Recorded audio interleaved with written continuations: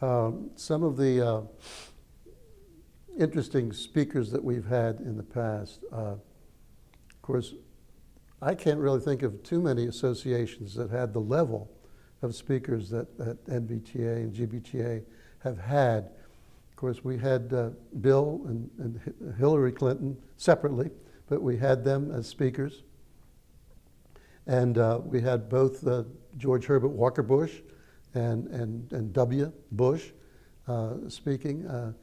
W. especially, who spoke to us, I believe, in Boston. He came off his presidency not too popular, and was questionable, you know, how fleet of foot he was, and yet he gave a marvelous performance.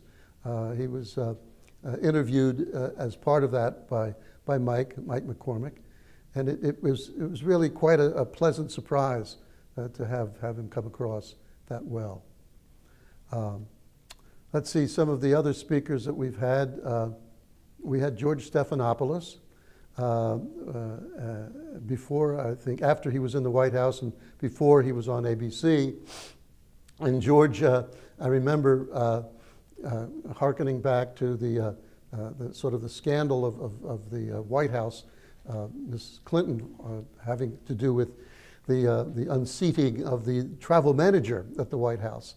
And that raised quite a furor. So one of the things that George said in St. Louis on stage was, "I've learned one thing, never fire the travel manager," which was an interesting thing. We've had other presidential candidates. We've had Mr. Forbes magazine. We had Jack Kemp, who was actually selected as Bob Dole's running mate shortly after his appearance at our convention in Dallas. So we've had some very interesting people. We had Mary Matlin and James Carville on the same bill in Orlando. So we've been very fortunate to have some very interesting and entertaining and educational speakers.